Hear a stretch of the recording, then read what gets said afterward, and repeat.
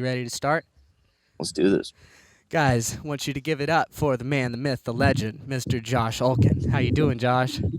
I'm doing great, Jay. How are you doing today? Doing so awesome. It's great to finally get to talk to you. I've been seeing your face on the internet and on YouTube videos for a long time now, and now you're in a park in Chicago, right? Yeah, we're currently up. I don't want to offend the Chicagoans, so I'll say we're up in the suburbs. In a quiet, other than kids yelling location.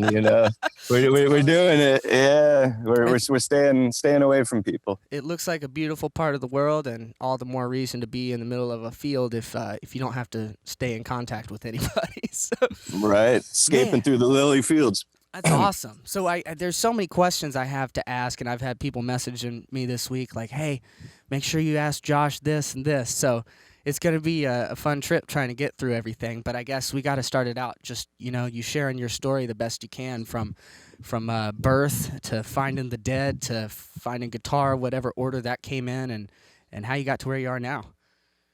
Yeah, man. Do you want the whole spiel from from where I started Dude, playing guitar? chronological. Let's go. Oh man. All If you can right. remember. All right. Well, yeah, so my parents my mom was a singer and in a band, pretty successful, just like working cover band, wedding band and stuff. And my dad ran sound and she was performing all the way up to I was in the womb at some gigs, I guess, Nice. hearing some nice stuff, and then I don't know if that made an effect on me, but they tried to do the whole piano lesson thing, and I was not ready for it, and very just a little shit, and Yeah. but it's interesting how when you're young, like learning how to read music, it's so easy when you're young.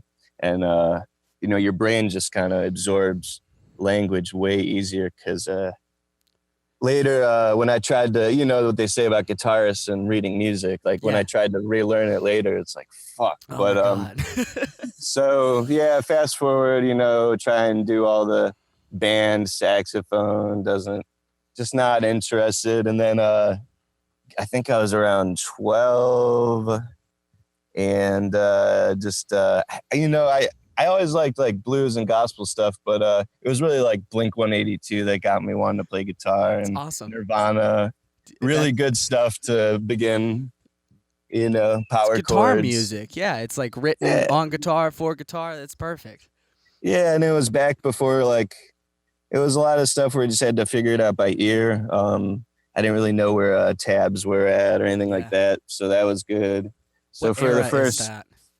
yeah, right. That was like it has to be around 99, 2000. So right before those really came online. Yeah, and then so I just taught myself for a while, and my taste started developing as time went on. Just getting exposed to different music. My dad started. I got really into like every kid in 8th grade, Sublime, everyone's like, goes through their Sublime phase. That's and then really cool. my dad's like, he shows me like, some real reggae vinyl, like U-Roy, Toots and the Maytals. And then my tastes just keep developing, and it goes eventually, I start getting into stuff that improvisers start slowly creeping into my taste. And then, it goes from like the punk to the hardcore thing to like, then I started getting into the band, the Mars Volta, to kind of bring in that Led Zeppelin kind of improv element to their shows. And then from there, I got really into electric Miles Davis somehow. So I was really into like Bitches Brew and In a Silent Way, and that whole era, tribute to Jack Johnson was perfect bridge, because that stuff is still pretty heavy. Yeah, I haven't gotten through it all. I have the Bitches Brew poster above my bed, but I'm more of a poser because I cannot name. Right. And then so I get into high school and I want to do jazz lab or jazz band, and I start, I want to started learning how to read these charts and figuring out how to play over the changes. And that's when I started. I reached out and got a teacher. His name is Aaron, and he's incredible. And he really helped me, and he showed me Wes Montgomery, the album Full House, and that changed my life. So then that started a whole thing into jazz. I got obsessed with jazz, and got really into players like at that time, like Wes and Jim Hall and Joe Pass, John Schofield. Oh, man. Yeah, all those guys. And then so I pursued that and got really serious with that, and that really taught me, it was really hard, and it still is really hard. It's a lifelong process, but just learning how to play over changes, which made transitioning into the dead world pretty fluid. But so I studied that, and then I went to the New School for Jazz and Contemporary Music in New York City at their conservatory for college. Wow. And studied jazz performance there with it had just an incredible faculty. I super blessed to I should have written down like a list of some of the names there, because I'm going to leave people out, but it was like I got to study, like take classes with guys like Chico Hamilton, Andrew Surreal. My private teacher was Steve Cardenas, Richard Bucas, who's an incredible Brazilian guitarist and composer. And I studied with a tabla player, Samir Chatterjee, and we never actually touched the tablas. It was just pure rhythm, and I got a lot out of that. But rewinding a bit, so senior year of high school, I see fit. I'm very resilient towards the whole jam band thing for my first few years of high school. Like I don't know, it was totally cool. Away, kind of. It was cool to hate on Fish and all that stuff, know. And then I see him right before they take a break, and of course it was like my first time getting stoned too. So I'm like, all right, I kind of see what this whole jam thing's about. Very cool. And then a few years later, my buddy Doug shows me in high school, different Doug, not Doug from Terrapin. Okay. He's like, he sits me down and we get stoned, and he shows me Live Dead, the 69 album. Awesome. That Mountains of the Moon prelude and the Dark Star and the lot of good stuff on that. Oh my God, that changed my life. Just from that moment, sitting in his room, smelling sage burning, listening to that. It's about as authentic of a listening experience as you can get, probably. It was a baptism in a way, yeah. So that really because that had like the same kind of edge that the other stuff that it was a good transitioning point, that era of Grateful Dead to start out with for me. Cool. So then it started their senior year of high school. That's where it entered. Senior year, wow. Yeah, around there, maybe junior. I don't remember. It could have been summer junior year, going into senior year, and then in college, I always felt like an outcast, because it just wasn't cool for like I was in school like 06 to 2010, and it hadn't had the revival yet. It had not. No, it was just kind of like I had a teacher that used to joke whenever anybody would turn on reverb, he'd go, "Hey, who you think you are, Jerry Garcia?" No way. Yeah, it was like, but he meant that in a loving way. Yes, you were paving the way then. Props to you for sticking through it even when it wasn't cool. Yeah, it was funny, man. At my senior recital, we ended up doing like some JGB tunes and stuff, and like Reggie Workman, who was a faculty there, he played with actually John Coltrane and Art Blakey. And I think I've heard his name actually. Yeah, he's one of like the best bassists ever. He was digging it. He's like, I like this JGB material. That's all the stuff he came up with. But it's too fun. Wow. Yeah, man, it's a trip. So then, all right, college. You're in the jazz world. You're training yourself there. Dead things are creeping into your life, but it's not cool. There's about a 10-year gap now, or no, 15 years since then. So what did those 15 years look like for you, and where has your professional career kind of gone since the educational part? Well, part of the educational, besides the jazz thing, I think there was a whole educational Grateful Dead tenure too, which was, you know, really spending time. And I was kind of obsessive, and I went chronologically and was downloading. At that time, you know, you could download shows. Yeah, It on the was, archive, you could download all the soundboard stuff, right? yeah, it was so I was downloading stuff like the apocalypse was coming and just obsessively listening and really and just really putting in my study time there too, which was really informative, and also just seeing any reincarnation I could possible. Cool. The first time I think it was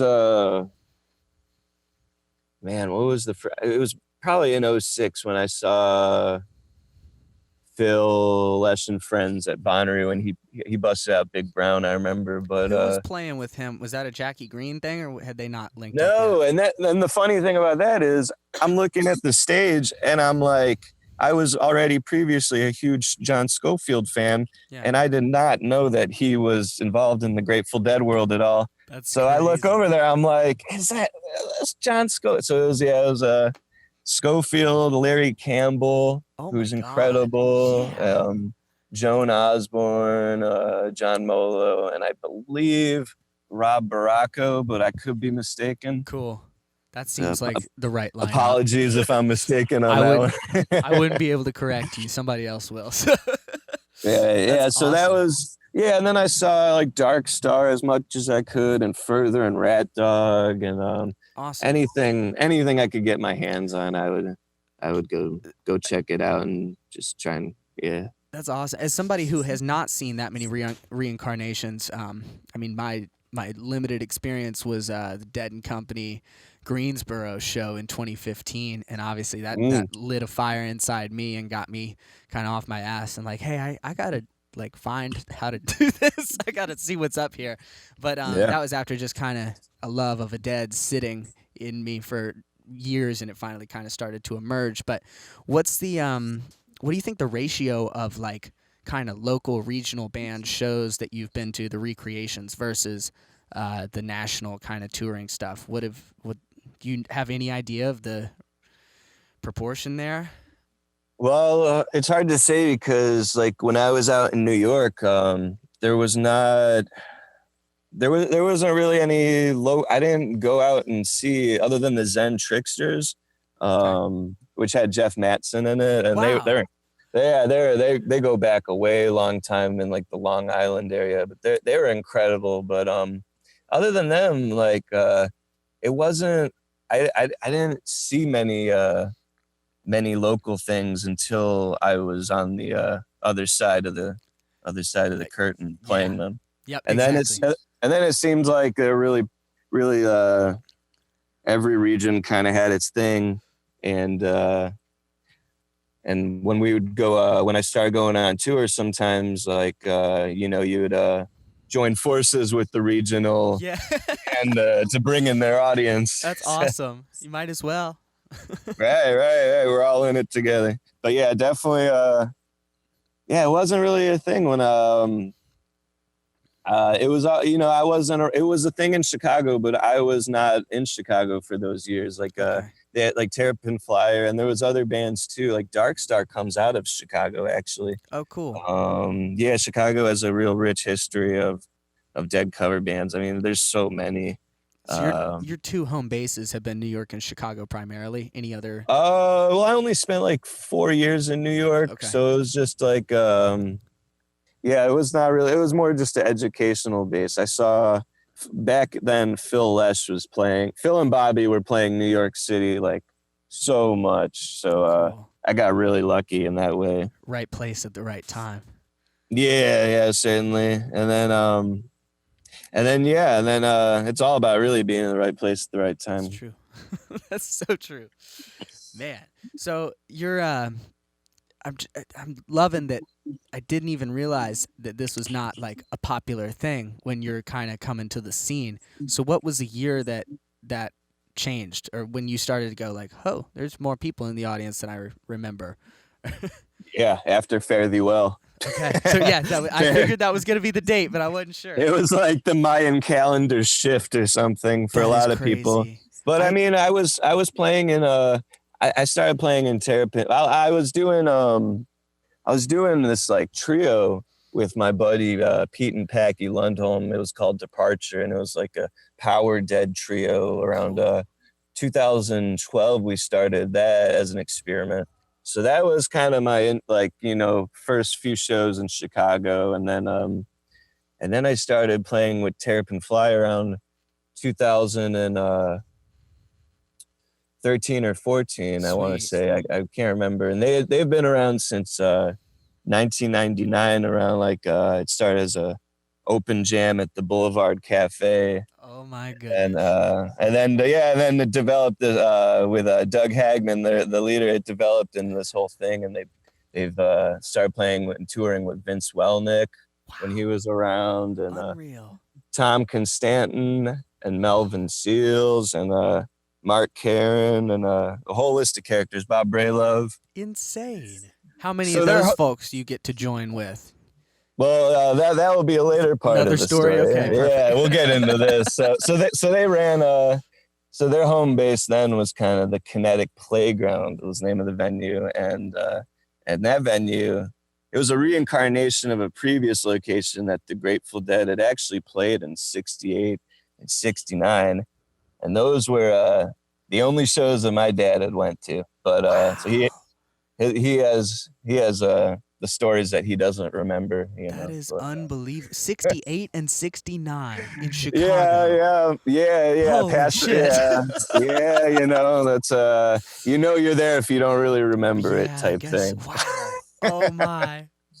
But they were doing that thing, and then I joined Terrapin Flyer, and the crowd. There's always been like a local scene, but it didn't really blow up until after I feel like after Fairly Well. It was like a lot of people put their tie-dyes back on or something, like they rekindled a passion, just that whole group, the group. And it wasn't even about the music for that weekend. I mean, it was the whole group energy, and the vibe in Chicago was if it could only be like that every day, we would have it would be the best place in the world. It would be a very loving world. I remember, just to give you an example, I don't want to think of myself as a bandwagoner, but by definition, although I was listening and loving up until that point, that was the first live stream show, and who would have thought that 5 years later that's all we got. But it was the first live stream show that I had seen in my family. We had my PA system set up in my bedroom, and the show on the laptop, and just the family sitting on the bed watching the Grateful Dead play. Nice. It was a cool revival experience. So you got basically 2 or 3. Would you say 2 or 3 years of experience prior to that really hitting, and then that kind of taking off? Yeah, and it's funny because those 2 or 3 years prior was really paying my dues to the music. I was really I was going through gig boot, learning how to play on stage properly, with proper stage volume, like awesome. Just all the School of Hard Knocks type things that you got to put in the time and learn through your fuck ups and go, oh, that doesn't feel very good. I probably shouldn't do that again. right. Or like just and all the things. And the Abbey Pub was the name of the venue that was grounds for that. And then we moved to, because Terrapin Fly, we always had like a weekly kind of place we played. Cool. And so we did that for a few years. And then the first night of Fairly Well, actually, because we were Doug was booking a bunch of after shows and stuff. And that first night was the first time I had the opportunity to play with Melvin Seals. So that was a huge weekend for me. What a time. Then, right. And then, of course, in true Grateful Dead fashion, when the spotlight's on you, you shit the bed. So my first time with Melvin was a total disaster. I was using a house twin amp that was just totally fucked. Ooh, And no. it was Nothing like taking you off of your game, like your amp having issues. That's oh my God, it was the most ice picky, brutal. Like I was even turning the treble to 0 and it was doing nothing. The amp was, it was like true Grateful, like a not in front of Woodstock. Melvin. Right. So that was my first, but it was still, I was still like, this is the greatest weekend of my life. Amazing. And then there was, plenty of room for redemption after that with Melvin. Good.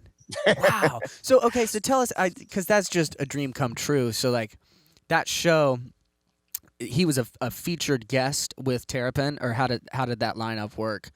Yeah, so he's been a featured guest with Terrapin for I do not know the exact year it started, but he's been a featured guest for quite some time. And yeah, that was always a goal I had when I joined Terrapin, was to kind of make it to that league. Yeah, kind of had the local league. You got to pay your dues, and so that was yeah, there was a lot of that. And like they've done a bunch of tours prior, but yeah, I've done, I want to say I've done over the years like probably 70 shows with Melvin.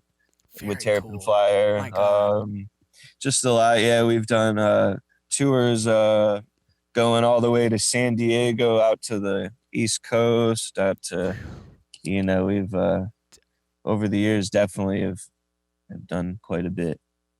Every gig was I consider a good gig if you learn something from it. Yes. It's a good gig. And that's a huge thing to prepare for mentally. Like me sitting here thinking, if I had a gig coming up with Melvin Seals, that's like, just to get over. I'm sure after 70 of them, you get over sort of maybe you don't, I don't know, but the starstruck aspect of it. But for me, there'd certainly be some of that at play. So what's a mental preparation look like for you going into something like that, especially the earlier ones? Yeah, I'm totally shitting my pants usually the first song or two. And it's funny, I can relate to. I've listened to a lot of Garcia interviews, and he was saying the same thing too. It's like just something you can never shake. And I also have the same corrosive hand sweat problems. Oh, you have the corrosive sweat. Incredibly corrosive sweat. That must be the secret. That's why your tone's so good. Waldo's mentioned that. I don't know, but my girlfriend calls it gig hands. She could tell. That's too funny. So it's just this element of just trying to stay focused, and just staying grounded. I mean, a lot of it just comes with experience. Once you're off the gates, and with the JGB stuff, it's usually like How Sweet, Cats, Harder They Come are usually the choice openers in that realm. So cool. Once you're out of the gates, like just have fun, man. And it's and just don't get too fucked up. Yeah, absolutely. That's always, wait till after the gig. That's great advice always, but especially if you're playing with somebody that makes you nervous. That's a yeah. And I get so starstruck that most of our communication was always, I would sometimes fish some stories out of him backstage, but we would communicate musically, and sometimes actually, Doug would say that other than Jerry, like not many guitarists that we're aware of were able to do this with him. We would always end up, on tunes like West LA or Don't Let Go. Certain tunes, what's the other one? The Way You Do Things You Do. Sweet. Now, me and Melvin would sometimes get into this lick trading thing. Yes! So we would just start going back and forth, and I would never videos try. Of that? You got there's videos and recordings. I would have my the guy that our roadie, that he would always record our shows and everything, our road crew. And so it's something, but I would never try and instigate it and push anything upon Mel, because it's. But now we're gonna trade fours, Melvin. Right? I've heard it, because some people would do that on him, and he doesn't like that. If it's not coming through the airwaves, it's not meant to be, right? Yeah, exactly. So we would get these things going, and he loves like Jimmy Smith and some real jazzy stuff. So he would Sick. we'd get some chord extensions on that shit. Ooh, that's not Yeah, something it was you hear fun. in your average local cover band. That's pretty Yeah, cool. yeah. At that point, I would say it was a good nationally. We were a Oh, yeah, nationally touring band at that point. Oh, definitely. No, that's But our roots are for sure local Chicago. The Chicago scene is strong that's beautiful. and Though. very and very intermingling. Everybody knows each other and plays with Yeah. each other. That's the thing I've found out recently is everybody, like I've had, I think 3 or 4 people just this week message me being like, "Hey, I'm a friend of Josh's," and blah blah blah. And it's like, oh wow, everybody. Yeah, Everybody's Terrapin Flyer. It's always been a rotating cast, so yeah, it's been so incredible, like building all these relationships with all these like incredibly different. Everyone approaches the music a little differently, so it's super unique. That's and awesome. It's awesome to have all these musicians at the Arsenal in Chicago. Not to nerd out too much about all the famous folks that you've gotten to jam with, but I heard at least one other name on there, the Tom Constantin. I've done a. Oh man, yeah. He's been a fixture of Terrapin Flyer well before I was involved. What's the first? Trying to remember the first gig I did with him. I can't remember. I think it was around 2016 or 2017. But whenever we play with him, we would always do the. I can never say the name of the album, right? It's gonna be embarrassing. Amaxa, help me out there. Oh man, I need.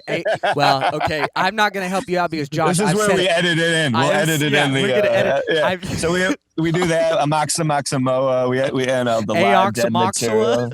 Yeah, Amaxa Maxawuxa, and so we always do that era of material from 69, early 70, and that stuff is a trip and a total different approach. And it's almost different music entirely. Like it really Garcia's, it is totally different, and it's a way more like a pentatonic approach to Garcia wasn't there yet. He was still learning. It's just a different language. It's there in a different way. It's its own thing.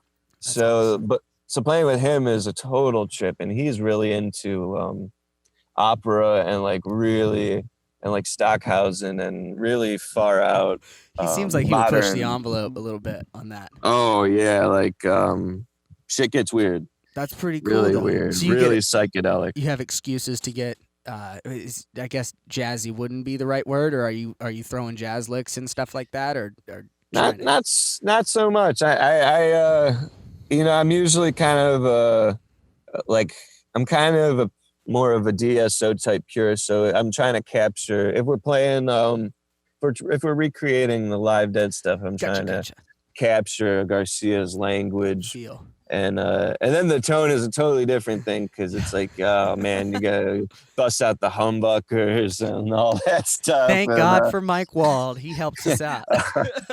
Oh, he's my savior. I put out a wish in the universe for a guy like Mike, for Waldo, around, because man, every gig I'd run into, it's the worst when I have very minimal tech knowledge, and when technical stuff gets in the way of making good music, it's very frustrating. Yeah. And I had put it out into the universe, and it's 11:11 p.m. May I please find me the perfect tech God I need. Yes. And I on Are You Kind, and I had been building a rig very slowly, actually, since that's another thing to get into. I'd been building my rig very slowly it took me probably 5 years to even get the rig going, assembling from buying the JBLs to getting the cab, and then I got the Macintosh and SMS. Yeah, and these were all eBay finds and Craigslist find back then. I got the MC2100 for $600, delivered to my doorstep mint. Oh man, and those are about double the price now, aren't they? Oh yeah, finding deal. I was just taking my time finding deals. I got an original Musictronics Mutron for $350. Oh, that's about Yeah, yeah. $1,000 off. All because the guy mislabeled it on eBay. No way. So I was slowly doing this. Took years of assembling the rig, and I really had no idea what I was doing. And I was reaching out and Are You Kind for help, and this guy, Waldo, was just so nice to me and really helped me out, and kind of forwarding my dad's. He knows how to wire stuff together, so I would forward information to my dad, who would help, and then we assembled the rig and got it going the best we could. Yeah. And it took a while. For a while, I just I was using. I eventually figured out to use this Archer. I think the company's called Archer. Yeah, it's Archer, like J-Rocket. the J-Rocket Archer right? clone. Yeah, because I couldn't get the JBLs to really. I couldn't figure out how to get the Mac to really push the JBLs without killing people. Yeah. and it was just too. Yeah, I just couldn't figure it out. I had the SMS, but it was not the JG. It was just a stock SMS. Yeah. I figured out to turn the gain up all the way on the back. Yep. And I was doing the best I could with the internet's help, and but I would run the Archer before the Obel box. It's Cool. kind of a Just a little extra front-end artificial boost. Yeah, and that was kind of my secret sauce for a bit, and it worked. And then we were doing a gig opening up for Melvin and JGB, his band. Nice. And Was Zach playing with them at that time, or? Zach was, yeah. And then Waldo, that was the night. So I got approached by this dude, and I was very familiar with him. I had his buffer in my guitar, and he's like, he introduced himself, and I was starstruck. You're like, he was like surprised that I was starstruck. That's he was Waldo. I was like, I finally found Waldo. And same. and we he was really told me he was really into my playing and wanted to help me out, and we developed a really, like, I consider him like my older brother now. He's I go to him like for life advice stuff. Yeah. But and he saved my ass on tours. When I first knew it, I hardly knew him, he sent my SMS. I had one of his mods done. I think it was the Maestro. It was the early iteration of it was before, it was an early version of it, and I had something happen to my SMS, and it was just kind of shitting a bit on tour, and he was he FedExed me like on tour, like his to use. Like that's a fan right there. That's awesome. It was a good. Who does move. that? That's like, so cool. It's like I'm like this was just like, I can't think. That was like just the. So yeah, we've and I've always trusted him with anything. I'm just like I trust his what I'm just like, Waldo, just do what you do, because you're a genius. Like you don't, and whatever he explains to me, he knows most of it goes over my head. I'm if we're like a Power Ranger, it's like he's got to run the tech side. I'll just play the guitar, Waldo. I love it, man. Well, that's really we need people like that. I have to say, I'm just gonna say it on air, but like he was the reason I wanted to start this. Was there's too many minds out there that have so much info in them, and I wish I had that info in my head, but I don't. And so why not have an interview series where you're talking to these folks that know stuff. And but yeah, so shout out Mike Wald. He's the man, and he makes our guitars sound awesome, which is well. He's also, I mean, between him and Brad Sarno, and I'm gonna be missing another name that he's mentioned. He is one of the main guys that has really put in the detective work and has really put out this information without expecting anything really in return. And I've heard stories about like Healy and those guys is just like, figure it out, kid. And this whole right, and he's really just the way he graciously gives out the information is beyond comprehension. It's amazing at what he's done for the community. Seriously. Another shout out I want to give, and maybe you could talk a little bit about this, is Brian White, IO Custom Guitars.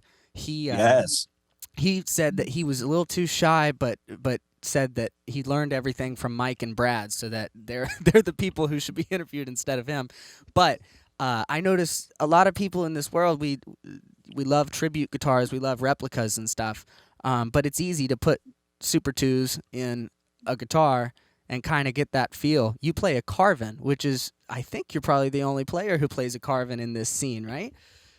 Well, let me tell you, this is like all really serendipitous shit because Brian White, I was not really, other than some web browsing, I was a little familiar with IO Customs, but the Carvin, I never thought I would ever be a Carvin player. I know John Kay was playing one for a while, and he was a huge influence for me. But cool. But it was it was another really lucky eBay score, and some guys the guy mislabeling. No, not mislabeling. Like the guy was going through some shit and I had to get rid of it for a good. I got it for a good price, and I didn't realize that it was all worked on by Brian. And so it was already modded. It was already modded by Brian, dude, and it had a Waldo buffer and his Alembic style blaster. It had Brian's or Wald's Alembic blaster? It had Waldo's buffer, but Brian's blaster. That's perfect. And Brian's been telling me to send it in to update the blaster. I haven't done it yet.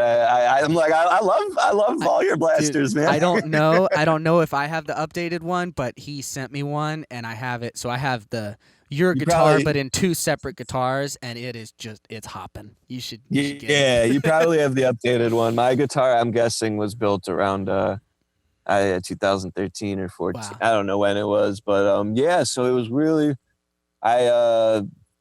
it's super serendipitous how that all worked out. And Brian is just an incredible guy also, and so nice. Yeah, all these guys are just, this is the thing I found too, like everyone in this scene that I really admire, I also really like.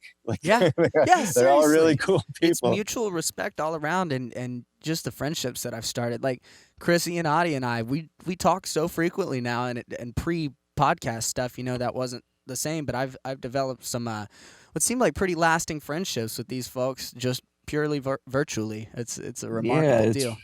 It's really cool. It's the real beauty of community, which is exactly. I'm really really grateful. When you started putting this together, I was like, oh man, this is going to be really awesome for that. That's awesome, man. Well, you were in the original roundup, man. I was like, I got to talk to, it was like builders, techs, players, and you were one of the first that came to mind. So I'm happy you're finally here. Maybe we could talk a little bit about playing a little more in depth. If you're down to talk, because I know we talked about gear, we covered that, gets that out of the way, but playing's where it's all at, and I have got to give a little bit of a compliment. I hope I don't float boat too much, but there have been many mornings where I've woken up and every once in a while I listen to just a Grateful Dead cover band or some kind of lineup, and I think I've seen a couple of the Melvin videos, and there have been so many times where I'm just sitting here in the morning like, fuck, this is a pretty good Dead show. And then I click on the tab, realize it's Josh that I'm listening to. And and then there's been other times where I'm listening to a Terrapin Flyer or some kind of arrangement, and I'm like, wow, Josh is ripping. And it is undeniably you, but you're just channeling this beautiful energy of Jerry, and you're also throwing your own stuff in there, but it doesn't sound unfamiliar, you do such a great job of playing the notes that we know and also adding your own flair. And how does that happen? When you're listening to a song, and I imagine you're not transcribing everything note by note, but maybe you are, and then you take it somewhere else. How does that work for you when you learn a song? Yeah, I think I've only, when it comes to transcribing, I think I've only transcribed really a few, maybe one or two Garcia solos for fun. But usually when I'm learning a song, I like to learn things on piano actually first, just to get the voice lead, see how the voice leadings work. Mm-hmm. how it harmonically functions usually. Yeah. Oh my gosh, we could talk about that for a second. Just voice leadings on piano. I'm not much of a pianist, but it's so much easier to visually see because you don't have this matrix going on of notes. Right. Yeah, and for me, it's just like it just sticks better in my memory. But for the theory stuff, piano, getting an understanding of piano really clicked the guitar for me. Wow. But yeah, when I'm learning, a lot of that is just really just listening to the songs and getting it in your bones and your DNA, to the point where it's like it's like listening to jazz, like it's or any kind of genre is like its own language, and to really immerse yourself and speak the language properly, I guess, if I don't know properly, but to speak it is just all about immersion. So Cool. I would usually listen to I would just listen to Jerry all the time. It was anything I could get my hands on. Cool. And really study it. And then from the jazz background, Jerry is really, really focused on a good balance of outlining changes with melodies and kind of this Kerouac endless typewriter beatnik kind of ethos, very where skippy, just floating. Yeah, very what's the word? Just like a total train of thought, like oh no, I know what you what is that? So I'm spacing right now. Same. But if we find Jerry just finding free thought, basically. And like studying like Jerry's influences too really helped, and like kind of what he was into. How's your bluegrass background? You look into any of that at all? That was Jerry got me into that. So I I was into I wouldn't, like, Bella Fleck was anything remotely banjo-y bluegrassy that I had ever. Yeah, and the Fleck tones are its own universe. But it's the Grateful Dead of bluegrass, really. yeah, futuristic. But bluegrass. I didn't get into until Jerry got me into bluegrass, and then that world is I haven't really had the opportunity to dive too deep into it. Tony Rice unit would be right up your alley. Oh my God, yeah, I love Tony Rice. I've checked that stuff out.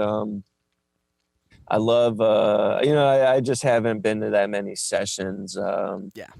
It's not you can't find as many bluegrassers up there in Chicago. There's definitely a scene going on. There's the Hen House Prowlers, which are incredible, but it's just but as far as getting into the tunes, it's just just really getting it in your blood, and then and then sneaking in your own language here and there is kind of what I like to go for. But certain nights I'm trying to go for a vibe. Like, even before a song, I'll be like, what year are we doing? You know? So what do you think about when you're doing years too? Because I'm biased, having kind of initially fallen in love with Without a Net. That was my first, like, oh, this is the Grateful Dead? Okay. That was the first album. Yeah, that's top tier stuff. Oh man, just all the versions are so good. But that tone, that sound, even though you could arguably say the band group energy wasn't quite the same as it was in the 70s, I think as individual players, they had just come along so far. Where do you gravitate toward when you're listening to tunes, or when you're on stage and you go, like, what year you're doing? What do you want to do? Is it just based on the vibe, or? It really depends, because I'm such a nerd, man. I really love. I could find something from every year that I really love. Even like it took me so long to get used to. Like in '93 when Jerry was. Oh yeah. Everyone thinks it was a piezo pickup, but it's not. It's just not great. It's just not. But I do think it's great now. it's grown on me. So, Cool. you So know, there's there's something. appreciation to be found then, even in the Yeah, and years. every year, but I really love like the really hot like I love 83, like probably the mid 80s That's when cool. his rig is when Spud is just fucking blasting. Oh I my love but I gosh. love everything. It's hard to say you know, because in the 90s the tone is still there when he was doing the JGB shows. Yeah. It was always still there. Yeah. But it depends on the night. And then even yeah, it really depends. Just I love all the eras. That's awesome. Well, that's really nice to hear too, because so many times you hear too many folks shitting on the DI tone in '90s years, and I Well, mean, it's the I haven't given it its due yet. I can't even have a proper opinion on it. You know? yeah, it's the fun thing. It's a fun thing to I can find things in love and things I could shit on about each year and then its own way, except for certain tours, which is like, you know, there's some that you can't shit on, like that spring 90 you're talking about. Yep. You just it's yeah. It's too hot. There's nothing wrong with it. The summer '89 performances, my Yeah, God. summer 89. '87 But too. That's one of my favorites. yeah. Oh yeah, 87's great. Garcia's he's back. Yep, full But form. yeah, I love it all. Everything has different stuff to offer. But I find Awesome, myself if I listen to you know, if I really am trying to like before a tour, like just one show a day minimum just to like keep the vocabulary running through my veins. Sick. That's a good. So one show a day. How much of that? That's all listening. Any jamming along too, or are you just listening and absorbing? I just listen. Yeah. Yeah, and absorb. I think you get a lot when you listen to something over a couple hours, and then not even thinking about it. It just rests in your subconscious and can sometimes trickle out through the fingers. Right, exactly. Yeah, which I think is a big part of it. And now the internet it's so crazy, man. I mean, the re-listen website, you could just it's so easy to go through and nerd out. I love it. You should have do you have a playlist for this? Because if you put up your one show a day, I would at least try to follow along. I think that'd be really cool. You know, I usually do without thinking about it on I'm just gonna start doing it on Facebook. I usually just post shows on Facebook. Yesterday I was listening to I don't remember the exact date, but it was Greek Theater 82. Yeah. And it had this smoking hot Jack Straw opener in the Sugary. I remember.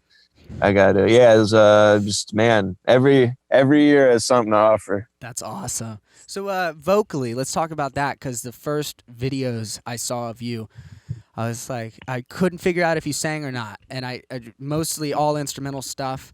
And then recently, I've been seeing some vocal performances, and you sound fucking awesome, dude. How did that? Oh, thank you. Where'd were you finding confidence to sing, or how did that work?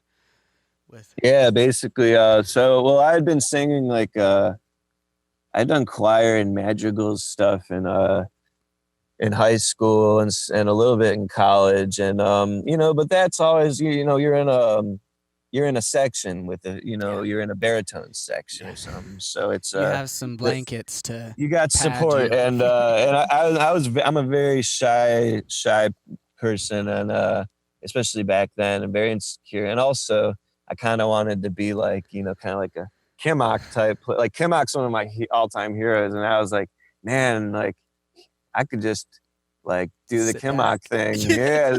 And well, you got the chops for it. Like if you said you weren't gonna sing, I'd be like, oh, that's fine. I'd still like right. I got really I got really into that vibe. I even made Doug like let me sit on a stool for a few gigs and shit like that. He put up with some shit. That's hilarious. I don't know about you. I play my best sitting down. I've been figuring that out recently, but I think it depends on the audience, honestly.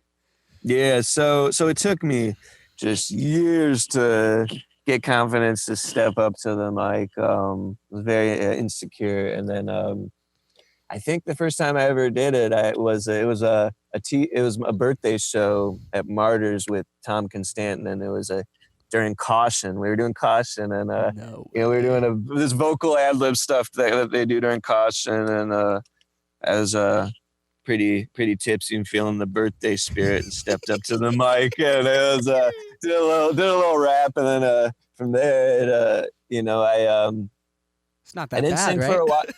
No, yeah, this is pretty fun. I didn't sing for a while, and then we needed like a third part, Yeah. and then I started learning how to. It's usually the middle part harmony, and diving into that world is you got to train your ear like in a new way, and hearing those middle Bobby harmonies.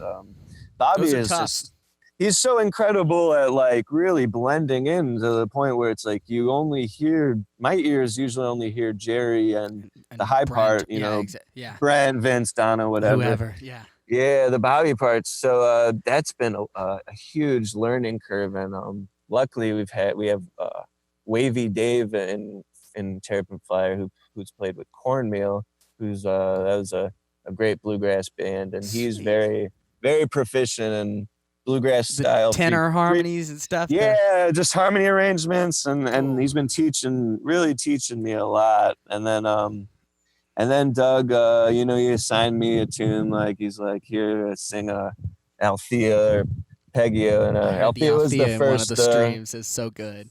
Yeah, that was the first one that, and these tunes, like the ones that I feel most confident with. I work on memorizing them because lyrics for me, that's the last part of music I listen to. Do you hear them also phonetically? I'm like, when you hear words to a tune, are you kind of that's just part of the tune, but you're not listening to lyrics specifically, right? A lot of the time, yeah, it takes me a real long time to really even just to dive into like the story, like I not listening to it, yeah. Yeah, like I'm listening to more of just like in a poetic nature, but not really. It doesn't. Yeah, so Doug taught me these tricks of you memorize the first phrase of each line, and doing that, it really clicks. And then but singing these songs, it really starts to click, and then it adds a whole new element to when the lead parts come up, because you really are diving into the tune and the universe of the song, and what's going. It just adds a whole new. You're in the world a way more. You know it with your whole body. Like if you can sing a melody, you already know that in your soul. So and in your imagination too. Like if you're in Peggy, like with Peggy, it's like you're in Fenario. Like it's a different experience than just playing the. I mean, it's different, and you could get to that state. It's just different, but for the lead playing, it helps a lot. Like. Especially and just understanding the song and where it's coming from, and so that's been a learning process, and I've been real lucky to get the opportunity to do that. But I need an iPad for lyrics right now, because I can't I can remember chord changes, but you lyrics get through a are whole hard, jazz man. song. Oh man, lyrics. That's the same exact thing for me. It's like phonetics. I hear them in a like we roll out in Fenario. Like that's just kind of how that phrase comes into my head. I'm not thinking as we rolled out to Fenario. Right, and then no, seriously, it's a different world. But if you learn it as part of the same way you'd almost learn a guitar part, there's something kind of special about like, I know that tune now. That's. And it's like guitar, like you just gotta the more you just gotta do it a lot, and the more you do it, and then I find the real Garcia's vocal phrasing is so unique and beautiful. It's really a thing that I always respected, but I'd never really realized it until singing these tunes. It's got a lot of the influence comes from Bob Dylan, but man, his vocal phrasing, the rhythm, like the rhythmic placement of his vocal phrasing is just brilliant. That's a great comment. And it's just, and over the years, he really changed. It's the one thing that I could find the silver lining about the end of their career that a lot of people just can't listen to is vocally, he's still really giving his all, and and his phrasing is just so it's so unique, and the passion the passion is always there.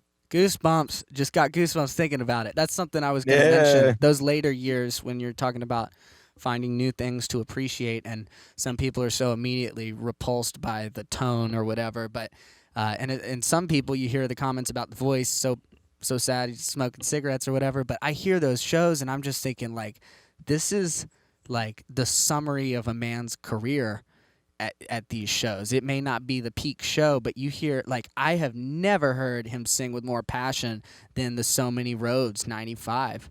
Like, Yeah, definitely. to me, that just encapsulates perfectly the all of the emotion that he's been trying to convey through every song. So vocally, especially, I love those years. Oh yeah, and it's real interesting. I don't know what happened. I've listened to I've gone through like almost every show, and his guitar playing, he was really forging some new and like interesting styles, and his technique was on point. And Spring '95, he still was pretty limber and had it going. But then there's something that happened like before that summer where it's like you could just the circulation. Yeah. It's It's like just not able to physically move the fingers. Yeah, it's a total circulation thing. Gotcha. So when people, there's still some shining moments. Like I could, Terrapin from Pittsburgh. Like in the summer too, it's rough, but you could, you could look There's for gems. Yeah, there's definitely gems, and but vocally for sure. But I would always recommend people to never dismiss the '90s. There's like great stuff. There's great stuff. Relisten.net. Just don't be afraid, kids. Dive in. That's awesome. And you would recommend re-listen over archive, or what's the situation there? Because I haven't been on re-listen archive. re-listen is just like it just links the archives. Okay. It's just a layout. It has it really nice in like I don't know if you call it tabs, but like column form, kind of. Yeah, and you could pick different sources, and they all are. They're all archive links. Yeah, so Okay. Awesome. I support archive.org 1,000,000%, and I just like the way it's laid out, and it's great for browsing shows. That's And beautiful. Yeah, I need to get on there more. Start sharing them, because I think that'd be an awesome like homework assignment. Is listen to Josh's picks. That's yeah, right. Yeah, totally. Yeah. So outside of music, what do you find yourself doing? It's COVID times now, so we're not really playing that much. But I see you're working on killer DI rig and stuff with the help of Waldo. And what are your plans for next 5 years? Where you see yourself?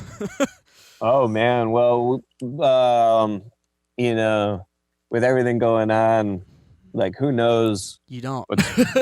who knows what's going to go on with live music. I hope this, I'm hoping for the best. Yeah. But Chicago, we've kind of set up a stream home base in the scene at this place we've called Audible Sound Productions, and we've been doing streaming there, and we got lasers and everything going on. Killer. We're assembling different bands, and this week we're doing I'm a part of this. I'm really stoked on this. It's a super group of Chicago musicians called the Birdsong Quintet, and it's featuring Pat Mallinger on saxophone, who's like a Chicago jazz staple. That's awesome. And then we're gonna, and it's just a band of my favorite Good musicians that I've played with. Yeah, just Such a treat. just top notch cats, and we're gonna be approaching the catalog with a very interesting twist, and that's gonna be streaming live on a Friday night. That's awesome. Friday night. Do you know what time it airs? You're on Central Time. It will be 8 p.m. Central Time on the and I'll give you links when Sweet, man. I'll be on the it's ASP Streaming is the Facebook page, but I'll link you all that stuff. But yeah, I'm stoked on that. There's just so many people to make music with. Unfortunately, hard not to find them, right? Yeah, unfortunately we can't do it in the public. There's been some I've been taking advantage of some of these safe distance patio shows while the weather's nice. Yep. because I want to hear that DI rig out of a PA. Oh, it sounds so good, man. It's cool. It's amazing what Waldo could do. Yeah, seriously. And the fact, yeah, it's it's He hard should have to, worked for the Grateful Dead in '92. You know, they would have they would have skipped a lot of problems and just had a great Jerry tone. We wouldn't have anybody saying, "Hey, is that a piezo pickup in in Right. Lightning Bolt?" Right. Oh, man. Yeah. So that's cool. But in the end, with the DI thing, there's absolutely nothing like pushing air through the spud with the Macintosh pushing the JBLs. Like when you feel, it's the actual feeling the sound. Like there's a difference. There's something. You're literally being wrapped up in a blanket of sound waves versus kind of just being up here or wherever you have I guess if you have a floor wedge or something, but then that almost defeats the purpose of a DI rig if you're bringing that sound. Right. It's a sound engine. The sound engineers love it. You know, most places you roll up with the Macintosh and the JBLs and they're like, some oh looks, my. right? I had a really funny moment. There was a guy who we did a private gig, and I showed up. The first gig I had ever done with my spud, and I showed up with just a 112, and the guy in the other band was telling my bandmates, they're like, "Man, you know what I love about you guys is like you." I don't know when he had heard us last, but he goes, "You guys are just, you know, your guitar player is quiet. You guys roll in," and I was like, "Is this guy being sarcastic right now?" Like, and we did the gig, and I was like, "Well, okay, I guess I'm quiet," but it was probably the loudest I had ever played. So oh man, that's funny. There's plenty of opportunities to ruin the sound. Yeah, guys. man. Yeah. So well, there's a thing like the spud. When Waldo did the spud, it really changed my approach. So almost 180 for me. Yeah, like I can never explain. I can't explain it in technologic, you know, in the tech terms, but I could explain it in terms of my playing. It's kind of changed my rig. The way I thought of it after that was kind of like how a Hammond B3 rig works, where there's kind of that infinite headroom, but they're really playing on their volume pedal. Yep. And so I started then developing the volume knob technique, which is a whole art unto itself.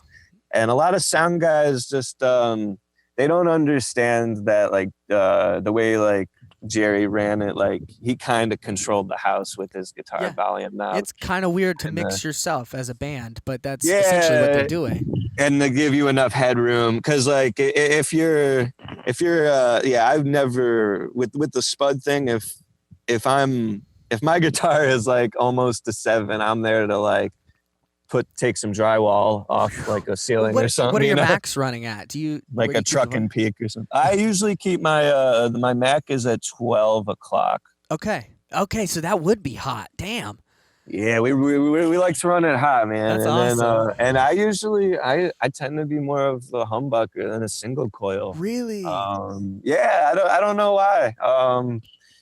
I mean, most of the time I'm playing middle humbucker. Very cool. Well, that's nice to know, because that's I was all humbucker. Then I've recently just been like obsessed with the split coil or just the P90 single coil stuff.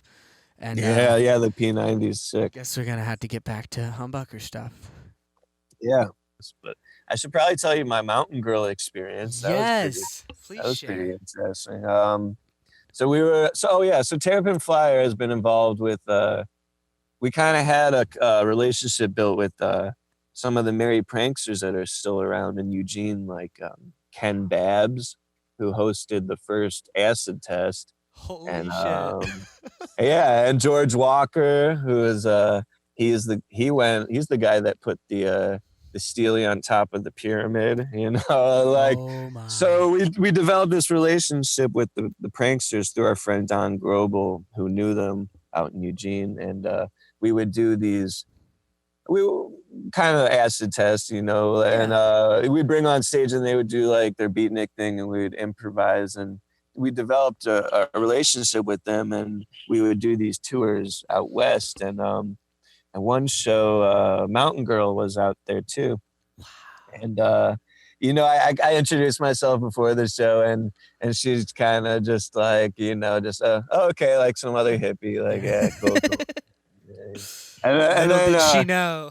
yeah. So then we play this show, and then at the end of the night, I see Mountain Girl approaching the front of the stage, and she introduces herself as she shakes my hand. She's like, I'm Carol. She introduces herself as Carolyn, and Wow. and she's like, and I don't even remember the thing she said, because it was so Mind kind. blown. And then she's like, come hang out after the show, and she was saying, I think I did, reminded her of her former husband a little bit. We were just like hugging and embracing for a bit, and she was kissing me like, My God. grandma kissing me. So that was a real baptism, I guess What you'd an say. experience. I And think the welcome Garcia, to the club, right? yeah, that was a real night that I'll never forget. That was Man. something, and that was that was a gig in Eugene, and What's a prankster beatnik kind of thing look like? Because that's not, I haven't listened to the early years as much, and I've heard Pigpen's kind of rapping stuff, but can you elaborate on that a little bit? Yeah, so the Dead kind of come from the whole beatnik Kerouac culture of the that was brewing up in the 50s. Yep. And guys like Neil Cassidy, he was a real he was the guy that drove the bus, and he was a real big influence on Garcia, just personally and musically. And just those guys, they were the ones that leaked the LSD into the whole scene. Kesey was part of the Stanford experiments and got it out, and they did the tests, and this was when it was still legal. Insane. And so yeah, they really like that. It started it all, and those guys were really there for Jerry when they were really trying to help him out in the 80s when he was starting to get unhealthy. They were the ones that really would try to bring him back to the bright side. But yeah, they're really cool. They're the whole prankster thing. It's just total creativity, total inclusion. They're really great people. It's the spirit is still alive out there. A lot of them live out in Eugene, cool. And stuff's gonna get weird when they're in the house. I could only imagine. and it usually brings out just really good improvisations. I have a background in I like a lot of like avant-garde stuff too. So getting a chance to really stretch out in those ways is a lot of fun. And it certainly is. I see a video of one of the pranksters introducing you guys pre-show one time, or was that not you? I just remember seeing some kind of video. I'm not sure. That is very possible. Okay. Yeah, because we've done quite a few performances over the years with Ken Babbs and George Walker. It's almost Bill Graham style introduction, but just very elaborate and poetic. I don't know. It might have been. My memory is a little fuzzy, but it's trippy listening to Ken Babbs' voice, because like some of my favorite, Vanetta 72. Oh, he's on. Yeah, he's the guy talking in between tunes, and all that stuff. And so that's really come full circle for you. That's you're listening to this stuff and dreaming about it, and then all of a sudden, 50 years later, it's actually like, that's your circle. That's pretty unreal. Right. Like interacting with the guy, like this guy Boots Jaffe, that in the Grateful Dead movie when there's the guy behind the amp with the shooting off fire. That's Boots Jaffe. So I'm hanging out backstage with Boots. Like, oh, that's Boots. That's that guy. Okay. Like, so yeah, it's really mind blowing. And then, getting just immersion in the culture. It's pretty sweet. And seeing where it's going and how people are doing different things with it. Like, I like how J-Rad kind of made it, really elastic, and it's a new jazz songbook, to open to interpretation at this point. Which Very is really true. Cool. This is a really interesting point. Like the real book is a book that so many of the jazz folks know, and right, Real Book is what you call it. Yeah, I got my coffee stained real Okay. book sitting Yeah. somewhere. Yeah, and it's got all the charts, all the standards and stuff. And I know now my equivalent version of it, iReal Pro. You ever hear of that? I've heard of it. It's nice little online, basically real book, but you can just import whatever. But it's funny when you go on iReal to search for Dead songs. You know, you get the Jazz 1300 standard collection of backing tracks and charts and stuff. But you go on now, and there's been a lot of people that are working on this Dead catalog as though it is, and it's both covers and originals, but it's kind of becoming like a new standard American songbook, as you said. And Right. you get these songs like, I mean, Fire on the Mountain is a cover we do, and everybody knows it, which is different from maybe 3-4 years ago, I think. I don't know what's happening there, but it seems like these songs are becoming kind of getting the credit they were due. Right. Yeah, it's the same exact thing. Like when when they were doing the thing in Charlie Parker's day, they were playing Broadway tunes that were very popular and doing their own things with those. You know, it's it's become its own songbook, and that just shows how lasting and heavy the music is. And I consider just the Grateful Dead universe, because there's so many covers and traditionals that they did their own things with. But it's gonna last forever. It's awesome. Here's a tough and stupid question, but favorite song? Can you condense it down to a single one? For Hunter Garcia? For Hunter, yeah, do Hunter Garcia, maybe even Weir Barlow kind of thing. Yeah, this is actually really easy, but I've thought about this so long. But like, my all-time favorite Hunter Garcia song has to be, I mean, I love them all, but like, Comes a Time. There's something about that just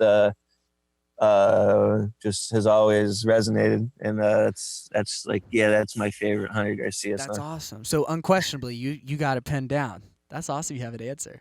Yeah, that's like, if I was on tour back in the day, that would be my song Chaser for sure. But I love them all. That's also nice. It's a deep enough cut to it still keeps your cool status. You can't just be like, yeah, China Cat Sunflower. Yeah, but it's like, it's different. It's like, and then there's like, what's my favorite tunes to play? Which could be totally different. Absolutely. That's a great point when somebody asks favorite tunes to play. Like, I don't know what are your I'm curious what your favorite tunes are to play. Dude, my roommates, I didn't know, but my girlfriend and roommates have made it apparent that Althea has become the tone testing lick that inevitably happens at just the first like 3 or 4 notes even. And and that's one that it's a song that's like it was one of the first I kind of fell in love with. It's not my favorite, but it's 100% one of the favorites just that comes out now. But dude, favorite to play, like, oh man, I think if I would I've never played with a Grateful Dead band, which is the funny thing. So I've only played these songs solo or occasionally when I've been able to slip them in with a configuration I'm with. So like Love Light. That's just the energy in that one with the bluesy kind of influence and background. Bobby Blue Bland. Oh hell yeah! Shout out to him. Yeah. Anyway, what are your favorites to play? Oh man, stuff like first comes to mind. I'm always a sucker for Eyes of the World. Beautiful I get to tune. slip in the jazz vocabulary. Yes. That I love playing. Like the other one is just like, that's like when I think of the Grateful Dead, I think of the other one. That's the one that comes on in like the documentaries and stuff. It's like that, and it's like Dead. It's the one. It's the most like consistent growing tune throughout their career since its inception. And really, like, I mean, it was played. I mean, Dark Star had its very, very long hiatuses, but the other one is just like, it was always there from its inception. It always kind of was a reflection of the times or whatever going on, and it's like this open portal. It's like open up the portal and get in the other one, and it's always its own. Yeah, I love playing the other one because it's Bob's energy in his voice there is really what makes that song for me. Like, Oh yeah, I love that the too. interplay between, especially in the early stuff, you hear just pentatonic, pentatonic, pentatonic. It's so raging and Right. very hardcore. So listening to Jerry and Bob's very up tempo kind of energies interplaying is always fun. I love also, some of my favorite stuff with the Grateful Dead is the stuff right before drums and all the transitioning, like the just making it a fluid, organic kind of thing, and the transitions into drums and space. I love space. I'm Talk about that a little bit because I think there's a lot to be learned here. Yeah, I got really lucky, like going to like my college. When I was in college, I had the chance to study some just some really like uh, some different stuff, some far out stuff. Cool. Get into like the Cecil Taylor territory, Ornette Coleman, the whole, I could go on, all that stuff. I got real into John Zorn and, later Coltrane, all that stuff. So that was kind of perfect for letting go of tonal center and time, being secure with that, and Yeah. so I always gelled really well with space. And then it's like, I love just the imagination of it. Like I'd heard interviews where the Dead, like, they would be during drums, they would come up with just a theme for their for the imagination to carry the space, and sometimes I like to think of, like whatever, any type of theme going on. Is that the kind of thing you're discussing beforehand, or it happens in the moment and now it's space? It could be both. It could be both. Sometimes, I'll just tell the band, let's get really scary and go from there. Or sometimes I'll be like, That's when you turn on the ring modulation, Yeah. I mean, or, sometimes we're on the Enterprise going warp 6, getting the fuck out of there, or something like. That's awesome. It depends, but space is really, and it's really fun. And it's really hard for a lot of musicians to let go of time and tonal center. It's a real challenge for some of the best musicians I know. It's its own language, and you kind of have to forget what you know a little bit. Not really, but forgetting what you typically play. Right. So you have to know. You got to know. You really got to know your shit to forget what you know in that way. It's yeah, exactly. And then I've just spent so much time listening to like free jazz records and cool. stuff. I would like imagine that. that's kind of a walk in the park for you compared to a lot of people. Given your jazz background, it seems like it's less scary or intimidating than it might be for somebody who's never heard anything avant-garde in their life and coming in and what the hell is drum space? Right. Yeah, that's some of my favorite parts of the Grateful Dead show. I love it.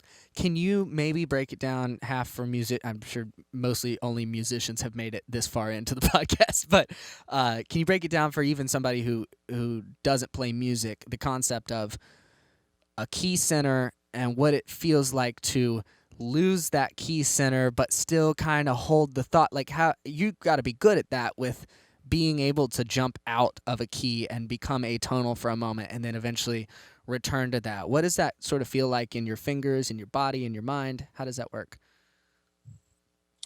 It depends on the situation really, but I guess from kind of what you were describing, like a tension release, a lot of it is really just being conscientious of where you're going and deliberate with it. There's a lot of deliberation. I mean, go in with things in the flow, but there's a lot of deliberation, and within your own kind of head, or what? Is this bouncing off of other people? Yes, you got to be like if everyone is just doing their own thing, it can really just sound like soup. It's not really space anymore. It's just chaos. Which is its own form of space. It's just I usually like to build. I like to build it up to that, but yeah, it usually starts with like we'll usually have some kind of synth pad stuff going to really set it going and let it develop from there. But Cool. it's hard to describe. I know that's a really difficult question, but like, Yeah, a lot of it is just exploring and cool. but just deliberately exploring, not just running into the woods with your pants off. Put on the bug spray. That's awesome. A lot of Jerry would practice these. I forget the name of the classical scale book that he worked with, but he was really familiar with like around the neck, like whole tone scales around the neck Cool. and stuff like that, and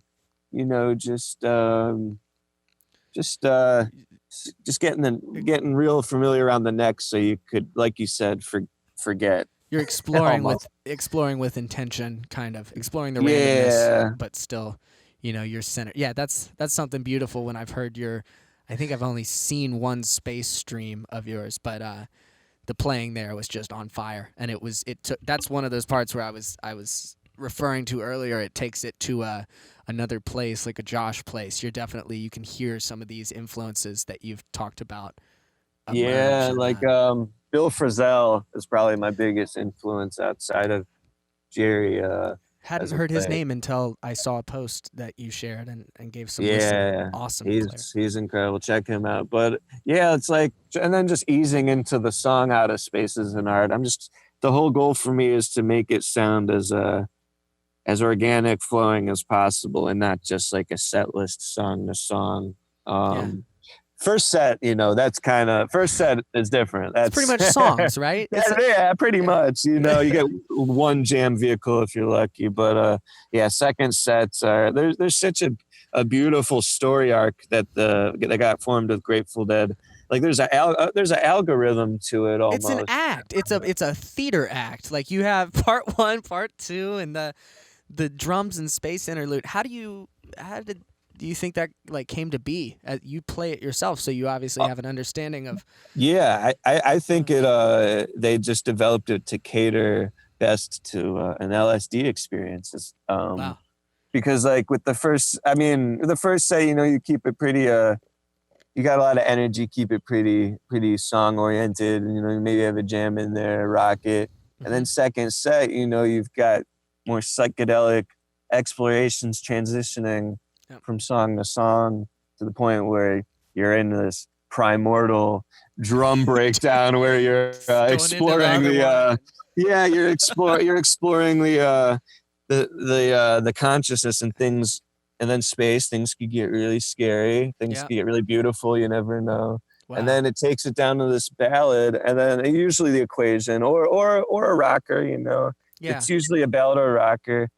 But there's always the ballad in there, to really just bring you, just take it there, and then just like boom, Sugar Mags or whatever, not fade away. Like end it with a rock. It's One More Saturday, something. Yeah, usually generally the general story arc of it, and that's really cool. Yeah, I found that it's a really important part of the music to me. It definitely seems like part of the reason, or one of the reasons that you'd have such an engaged community is that, LSD or not, that whole group is having a shared experience that is unique to that night. To that, you're not seeing the same set that you saw 2 nights ago. So I would imagine that each one of those being a unique experience probably leads to pretty strong memories. Right, and I must say, just so for the kids that no chemicals are needed to enjoy this music. Yep, but there is no denying the history of the band and everything that I just the story arc. It does seem catered to that experience, like just from having Garcia just tear your soul to pieces with Wharf Rat and then celebrate Sugar Mags right after. It's it's so cool. Yeah, it's a beautiful thing. the emotions, it's weird. Like you could just get tears out of me pretty quick with the right Grateful Dead song at the right time. Not because I'm sad, just because you hear a note and you're like, damn, that was beautiful. Yeah. It's an emotional, very captivating music. Kind of, it's full attention for me when I'm listening. Right. And then full of surprises too. You know, Yeah. that's the always the set list variants. There's an algorithm, there's like, you know, a story arc, but they always surprise you, which is you know. A lot of obsessive personalities drawn into this scene that Oh, are completely, totally. you know, they're related through the music, but pretty unrelated other than kind of artistic individuals. But you have, I know my dad as an example, I use him all the time, but Taper, and he's the analytic, just every spreadsheet type mind, and loved taping. That was just his thing, like showing up. So you had him and his crew of people that were so you know, not the traditional Dead fan, I guess you could say, but they were so into that technology sector. And then you have the Lot, which is something that I'm just barely beginning to understand, but I'm sure you've seen more of that. How did like the merchandise folks, the people selling the artwork, the T-shirts, pins? Yeah, right. That whole subculture, yeah. It was just beautiful. But that's, you know, almost separate from the music, but it still rides along with the shows, which is Oh yeah, it's COVID put a halt to everything, but it's definitely a whole village and community of all sorts, and from academic community involved with this stuff to a lot of people in the tech. A lot of people in the tech world are huge head. I mean, it's crazy how many different types of people are deadheads. It blows my mind. Talking to your friend Jim Bucas, right? Oh yeah. He was telling me about the engineering process that goes into just, you know, mixing Grateful Dead music is totally different from your typical sound engineer job. So I love how special it is. Yeah, totally. And it's hard to find a sound engineer that understands that. Yeah, for sure. That's a talent that we should train some people in. Gotta get somebody. I'll get Jim on, see if he can share some of his knowledge with us. Right. We'll get the Waldo Academy going. Dude, Mike, I'm calling to you. You saw the little "Where's Waldo" thing in the show. Oh, I did. I loved it, man. Yeah. Man, it's so fun. All right. Well, right now I think I got a piece in. Dude, same. I was just having my first brain fart. So, dude, thank you so much. It was an absolute blast having you on. Man. We'll have to do it again, and we can. I'm only half caffeinated, so imagine what a full caffeinated day would be. Oh yeah, no. Next time we do this, I'll have the rig all set up, and we'll get real deep into playing. It would be. We could almost do like that would be awesome. Let's do it. Well, I'll have rig set up. You have rig set up, and we can mic it up and go from there. Yeah, as right now we're just in a park. Park's beautiful. I wish I was outside. I need to get my mobile podcast studio out so I can be outside too. That's nice. Inspiring. Well, Josh, dude, you're an incredible player, incredible guy. Thank you so much for the chat, and I really hope we get to have you back on and talk some more. Thank you, Jay. Thanks for having me, man. Cheers, dude. It was an absolute blast. Have a great one, man. Adios. Adios, dude.